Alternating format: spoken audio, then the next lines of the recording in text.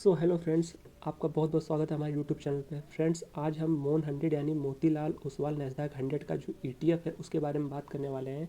ये यूएस के नैस्डैक 100 को कवर करता है। सो इस ETF में बहुत ही आसानी से पैसा बनाया जा सकता है, वो हम इस वीडियो में देखेंगे कैसे स्विंग ट्रेडिंग के थ्रू इसमें कई बार में बाइंग करके इसे आसानी से पैसा बनाया जा सकता है। सो इस वीडियो में हम बात करने वाले हैं कि कैसे इसमें किस तरह से पैसा इन्वेस्ट करना है और जब हम प्रॉफिट बुक करेंगे तो उसे किस तरह प्रॉफिट बुक करना है। सो इसमें हम ये देखेंगे कि किस तरह हमें पैसा लगाना है। मान लेते हैं इसमें आपकी बजट जो भी है, आप मान लेते हैं किसी का बजट है 1 लाख रुपए, वो 1 लाख रुपए इस मोन 100 में इन्वेस्ट कर सकता है। सो इससे हमें 5 बार में इन्वेस्ट करना है, एक बार में इन्वेस्ट नहीं करना है। सो हम इसे 5 बार से डिवाइड कर देंगे। सो निकल के आएगा 20,000। सो ये आपका एक लॉट बनेगा। इस तरह के हमारे पास 5 लॉट चाहिए।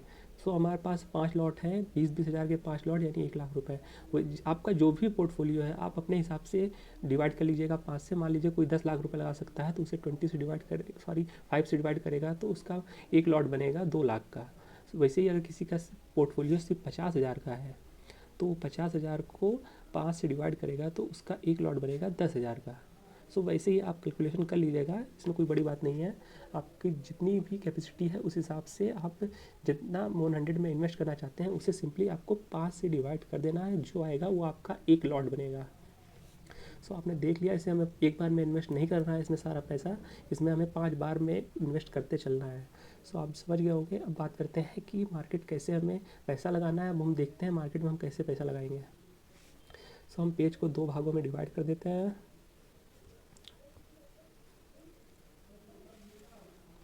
सो हम बात करते हैं हमारे मार्केट इस समय मोन 100 का जो ETF है इस समय ट्रेड हो रहा है 92 रुपीज़ के आसपास। आप देख लीजिएगा, ये रेट आगे पीछे भी हो सकता है कुछ पॉइंट में। सो इस समय 92 पे चल रहा है रेट। और हम देखेंगे कि कैसे हमें इस पर पैसा लगाना है और कैसे पैसा बनाना है। सो चलते हैं अपने मेन वीडियो पे, अपने स्ट्रेटजी पे, जो कि हमारी आज मेन इस वीडियो का मेन थीम है कि इस स्ट्रेटजी से कैसे पैसा बनता है। सो मान लेते हैं आज हमारे में फर्स्ट लॉट लगाना है। आज CMP रेट में जो भी मार्केट रेट चल रहा है उस पर आपको बाय कर लेना है। मान लेते हैं आज 92 रुपीज़ जो कि चल रहा है इस समय, करंट मार्केट प्राइस इस समय 100 का 92 रुपीज़ चल रहा है।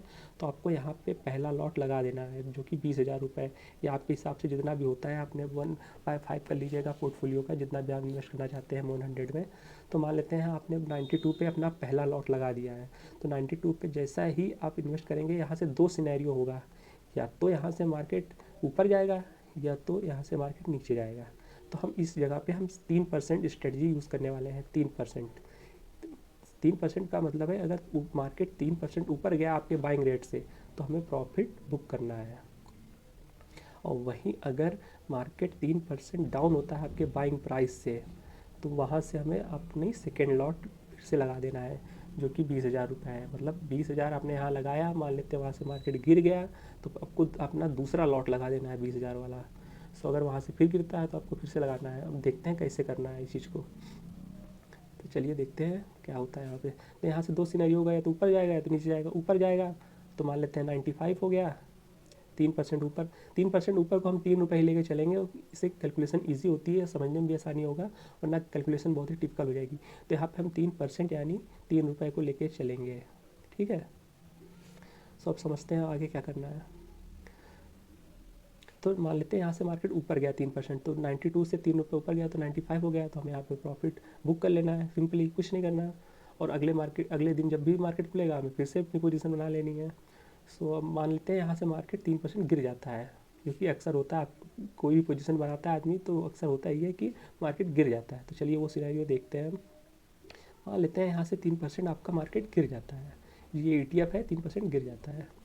तो हमें क्या करना है, अब अपना हमें सेकेंड लॉट लगा देना है। जो सेकेंड लॉट होगा जो कि मार्केट यानी 3% यहाँ से गिरेगा तो लगभग 89 पे पहुँच जाएगा। तो 89 पे हमें अपनी सेकेंड लॉट बाय कर लेनी है। और मान लेते हैं यहाँ से भी 3% गिर जाता है, बढ़ गया तो भाई प्रॉफिट बुकिंग कर लेंगे। और क्या, मान लेते हैं गिर जाता है तो 3% यहाँ से गिरता है तो यहाँ से 3% यानी 86 रुपीज़ पे आता है मार्केट। तो हमें यहाँ पे तीसरा लॉट लगा देना है। और मान लेते हैं यहाँ से भी 3% गिर जाता है, तो देखते हैं आगे। तो यहाँ से 3% और गिरेगा तो हमें अपना चौथा लॉट लगा देना है। तो यहाँ से अब 83 पे हो जाएगा। मान लेते हैं यहाँ से भी 3% गिर जाता है तो हम यहाँ कुछ नहीं, अपना आखिरी लॉट जो कि 5वां लॉट है वो 80 पे आएगा, हम फिर से लगा देंगे। अब हमारे पास कोई भी पैसा नहीं बचेगा, हमारी पोजीशन खाली हो जाएगी, हमारे पास अब फंड नहीं है। मान लेते हैं यहाँ से भी 3% या 2% या 4% जितना भी गिरता है मार्केट, यहाँ मान लेते हैं यहाँ से 4% गिर जाता है मार्केट या 3% गिर जाता है, तो हमारे पास उस समय पैसा नहीं है, तो हमें कुछ नहीं करना है, हमें वेट करना है जस्ट। सो हमें मार्केट ऊपर आने का वेट करना है। मार्केट चला गया 76 पे, हमारे पास पैसे नहीं है, जिनके पास है वो लगा दे कोई इसमें, क्योंकि इसमें कोई भी रिस्क नहीं है, क्योंकि ETF है, इसमें समय के साथ आपका पैसा बनना ही बनना है। सो इसमें तो बस थोड़ा आपसे समय मांगेगा, पेशेंस मांगेगा, तुम्हें पैसा बनेगा ही बनेगा। सो अगर आप कैपेबल है पैसा लगाने के तो लगा सकते हैं। ऐसा इंडेक्स में अगर बहुत बड़ी गिरावट आती है जैसे कि इस सिचुएशन में आई है, तो इसमें आपको लगा सकते हैं पैसा, क्योंकि इंडेक्स में या ETF में पैसा बनता ही बनता है समय के साथ। सो अगर नहीं है तो कोई बात नहीं है, हमें कोई ज़बरदस्ती नहीं है इसमें, नहीं लगाना न मत लगाइए, बिल्कुल मत लगाइए, ज़बरदस्ती नहीं है। क्योंकि हमें कभी भी अपने डिसिप्लिन के साथ छेड़खानी नहीं करनी चाहिए, डिसिप्लिन फॉलो करना बहुत ज़रूरी होता है स्टॉक मार्केट में। सो मान लेते हैं आपने यहाँ कोई पोजीशन नहीं बनाई है, तो अब हम देखते हैं कि जब मार्केट रिकवर होना शुरू करता है, तो मान लेते हैं ये रिकवर करते करते मार्केट 80, 81, 82, 83 पे आ जाता है, जहाँ पे मान लेते हैं मार्केट रिकवर करते करते 10 दिन, महीना है, जितने दिन में मार्केट अब 83 पे वापस आ जाता है। तो 83 पे आता है तो आप सोचेंगे कि हम इस प्रॉफिट को बुक कर ले जो कि हमने आखिरी लॉट लगाया था ये वाला। सो मैं कहूँगा कि आप यहाँ पे थोड़ा लालच करिएगा, कभी कभी लालच करना बहुत ज़रूरी होता है स्टॉक मार्केट में, हमेशा नहीं लेकिन कुछ केसेस में तो बहुत ज़रूरी होता है। सो यहाँ पे आप अपनी पोजीशन को प्रॉफिट बुक मत करिएगा, आप थोड़ा सा वेट करिएगा, इस वेट करने की वजह से आपका प्रॉफिट बढ़ेगा, देखिएगा कैसे वो इस स्ट्रेटजी की खूबी है जो कि आपको आगे समझ में आएगी। तो 83 पे जब मार्केट आए तो आप इस प्रॉफिट को बुक मत करिएगा जो कि आपका आखिरी लॉट था, जहाँ पे आपको 3% यहाँ से मिल रहा है, तो आपको नहीं बुक करना है। तो जैसे ही मार्केट मान लीजिए हैं अगले दिन 83.5 पे जाता है, सॉरी 83.5 पे मान लेते हैं मार्केट चला जाता है, तो उस दिन आपको एक स्टॉप लॉस का ऑर्डर लगाना है, जो कि स्टॉप लॉस आपको लगाना है 83 पे। अब देखिए यहाँ पे या तो मार्केट ऊपर जाएगा या तो नीचे जाएगा, दो ही सिनेरियो होगा। अगर ऊपर जाएगा तो आपका वो उसकी बाद में बात करेंगे, मान लेते हैं नीचे जाएगा तो स्टॉप लॉस आपका हिट हो जाएगा, आपको 3 रुपये से मतलब था, आपको 3 रुपये मिल गया। सो हम बात करते हैं मार्केट मान लेते हैं यहाँ से ऊपर चला जाता है इन केस, क्योंकि जब रिकवर होता है तो मार्केट ऊपर अच्छे से जाता है, थोड़ा बहुत नहीं जाता है। तो मान लेते हैं यहाँ से मार्केट ऊपर चला गया और 84 टच कर गया, तो अब जिस दिन 84 टच हो तो आपको ये वाला जो आपका पुराना स्टॉप लॉस था इसे काट देना है। अब इसी वाले पोजीशन को आपको स्टॉप लॉस के साथ 50 पैसा बढ़ा देना है। अब इस स्टॉप लॉस में 50 पैसा ऐड कर देना है, मतलब कि 83.5 पे लगा देना है स्टॉप लॉस। अब यहाँ से भी दो ही सिचुएशन होगा, या तो मार्केट ऊपर जाएगा या तो नीचे जाएगा, नीचे जाएगा तो आपका स्टॉप लॉस हिट होगा, हिट भी हुआ तो 50 पैसा ज़्यादा ही ना मिल रहा है, पहले तो आपका टारगेट 83 ही था। अब यहाँ से देखते हैं या तो स्टॉप लॉस हो गया तो या तो यहाँ से मार्केट ऊपर जाएगा, मान लेते हैं फिर से ऊपर गया मार्केट तो 84.5 चला गया, या किसी ने गैप अप ओपनिंग ही मार दिया। गैप अप ओपनिंग जिस दिन मारता है ना तो उसमें 1-2 रुपये आराम से मार देता है। तो मान लेते हैं मार्केट यहाँ से ऊपर गया, अब आपका ये स्टॉप लॉस काट दीजिएगा, अब आपका नया स्टॉप लॉस हो जाएगा 84 का। अब यहाँ से भी दो ही सिनेरियो होगा, या तो स्टॉप लॉस हिट हो गया तो ऊपर जाएगा, स्टॉप लॉस हिट हुआ तो 1 रुपया बढ़ के ही ना मिला। अब यहाँ से भी अगला केस देख लेते हैं, मान लेते हैं वो बढ़ जाता है 85 पहुँच गया, तो आपका नया स्टॉप लॉस हो जाएगा 84.5। अब तो आपको 1.5 रुपया बढ़ के मिल रहा है। ऐसे ही आपको स्टॉप लॉस के साथ बढ़ते चल रहा है, जिस दिन आपका स्टॉप लॉस हिट जाए कोई बात नहीं, आपका तो पैसा बढ़ के ही ना मिला। आप कहाँ 83 पे बुक करने वाले थे, मान लीजिए आपका स्टॉप लॉस यहाँ पे इस दिन हिट हो गया, कोई बात नहीं, हमें 1.5 रुपये बढ़ के मिला। सो इससे आपको पता चल गया होगा कि इस स्टॉप लॉस के साथ आपको कैसे अपना प्रॉफिट बढ़ाना है। और इसी तरह आपका मान लेते हैं 85 पे वाला स्टॉप लॉस हिट हो जाता है 84.5 पे, तो आपको कुछ नहीं, अब आपको 86 जाने का वेट करना है। अगर 86 चला जाता है तो वही ट्रिक आप आजमानी है, 86.5 जब पहुंच जाए तो आपको ये वाला स्टॉप लॉस के साथ, जैसे कि हमने पिछले वाले केस में किया था, तो यहाँ पे हमें एक स्टॉप लॉस लगा देना है 86 पे, वैसे ही जैसे हमने इस केस में लगाया था 83 पे। सो वैसे ही आपको स्टॉप लॉस के साथ आगे बढ़ते चलना है। सो मुझे उम्मीद है आपको आसानी से समझ में आ रहा होगा। अगर आपको कोई कन्फ्यूज़न होगा आप कमेंट बॉक्स में पूछ सकते हैं, आपको जवाब ज़रूर मिलेगा। सो ऐसे ही स्टॉप लॉस के थ्रू अपना प्रॉफिट बढ़ाते चलना है। अगर स्टॉप लॉस हिट होता है कोई दिक्कत नहीं है, आपको ज़्यादा ही पैसा मिलेगा, कम नहीं मिलेगा।